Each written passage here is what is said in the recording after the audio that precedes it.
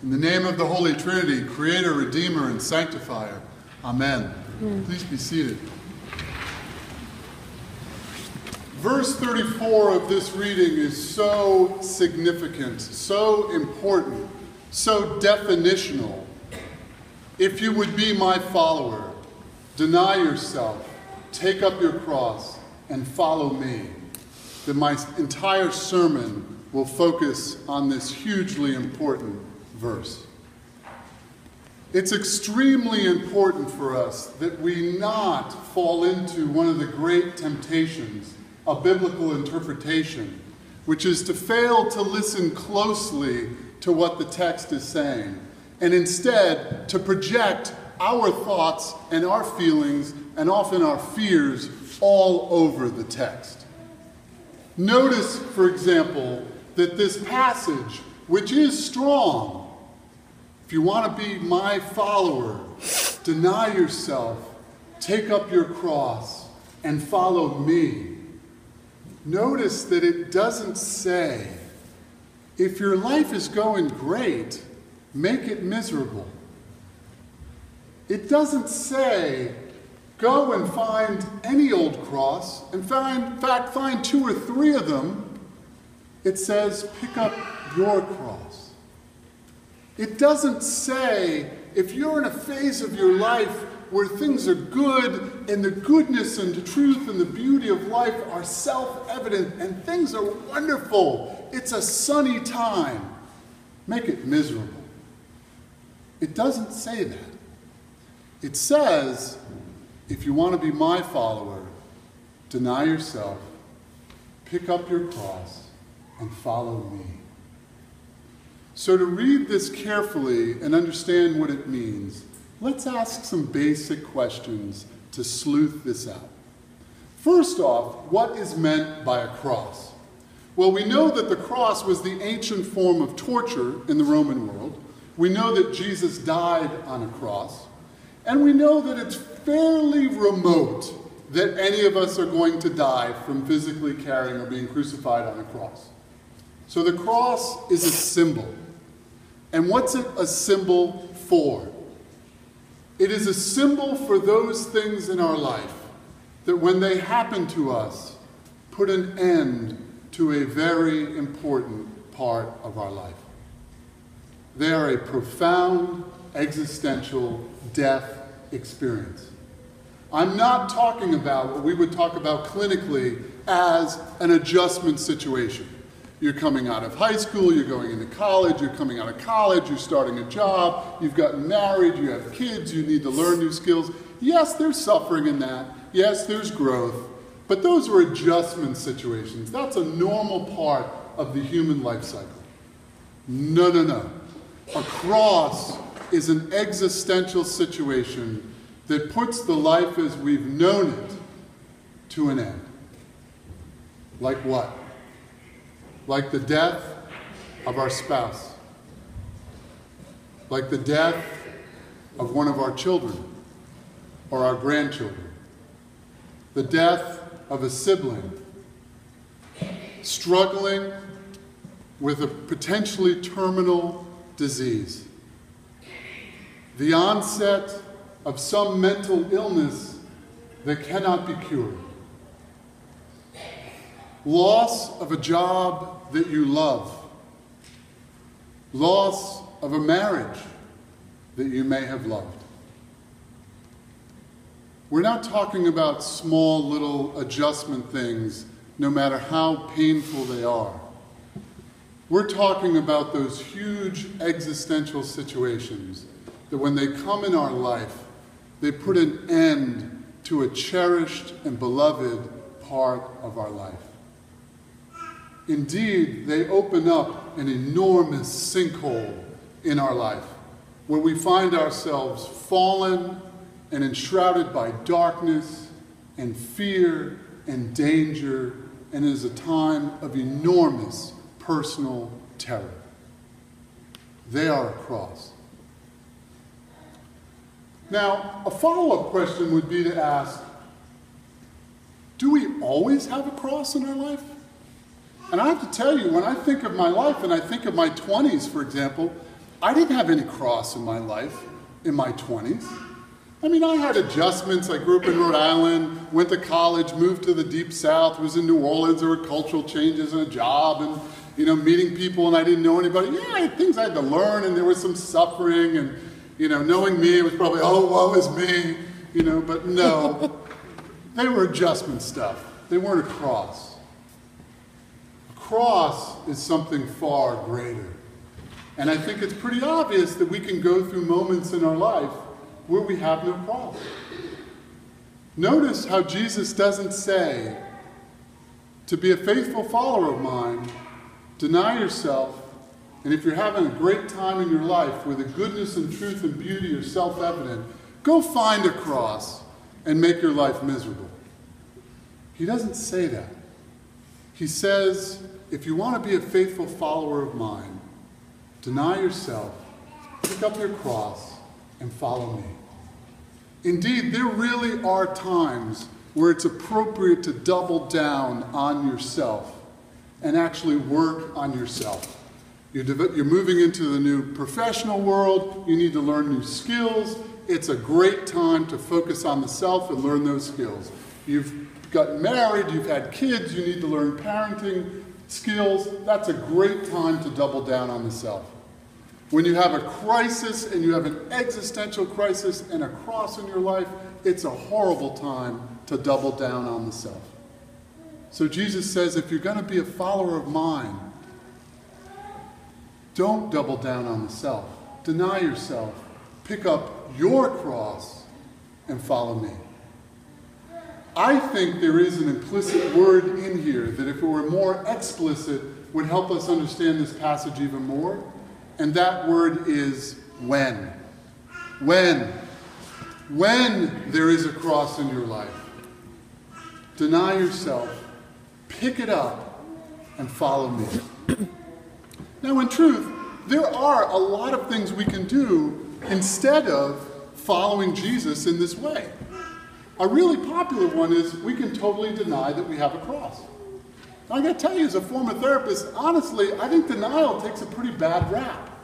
I think denial is actually a really pretty good coping strategy most of the time, because in truth, at least 50% of the stuff that many of us worry about never, ever, ever happen. So denial and inactivity is not that bad a strategy for adjustment stuff. Denial is a terrible strategy for a cross, because it doesn't go away. It festers, and it gets worse, and it breeds secondary and tertiary crosses, and suddenly our first cross has brothers and sisters, and they're all conspiring to kill us. Denial is a terrible strategy for a cross. There are other popular ones, though, and the proverbial phrase would be sex, drugs, and rock and roll. We can engage in this cross, and we can do other things. We can deny it. We can look to sort of drink it and drug it and do all other kinds of things to avoid that pain and increase our pleasure. The problem with this strategy, of course, is we just end up multiplying our crosses. I'm depressed at the death of a close friend, and now I become an alcoholic, and now I've got 2 crosses I need to bear with. It's not a wise strategy, but it is a popular one. The third strategy, which we don't tend to fall into as Episcopalians, but is popular for some other groups, is to become a fanatic. Become a fanatic about something. Become a political fanatic, become a fanatic about some cause, or best yet, become a religious fanatic. Because then we have the sanction of God that seems to make it okay that I'm a religious fanatic, and I can get caught up in the bells and the smells and the holy hardware and all this stuff, and how glorious that I have a religious sanctification to avoid my pain. What a great strategy. We just don't tend to follow it. Jesus says, if you want to be my follower, when you have a cross, don't double down on the self. Pick it up, face it, and follow me. So what does it mean to follow him? I think what it means to follow Jesus is to walk like he walks in the direction that he walks in. So what does that mean? To walk like Jesus walks is to walk and live a life of love. To walk like Jesus walks is to live a life of compassion for others. So if I may use slightly different language to express what I think Jesus is saying to us, is that we must take and face these horrible, painful, awful, traumatic experiences of our life, and paradoxically use them to become a bridge to connect to other people who are in pain. That the profound thing that Jesus wants us to do is to take our pain and instead of it creating a sinkhole, let it create a bridge so that we can identify and connect with other people who are in pain. That you may have no idea what it's like to struggle with a chronic illness that could kill you or dramatically change your family. But you may know what it's like to lose a child. And that experience gives you an enormous opportunity to see into the life of another person and understand them deeply. What Jesus is saying to us is don't drink it, drug it, deny it. Pick it up. Face it. It's not going away. But what we can do with it is use it as a bridge to deeply and lovingly and compassionately engage with other people.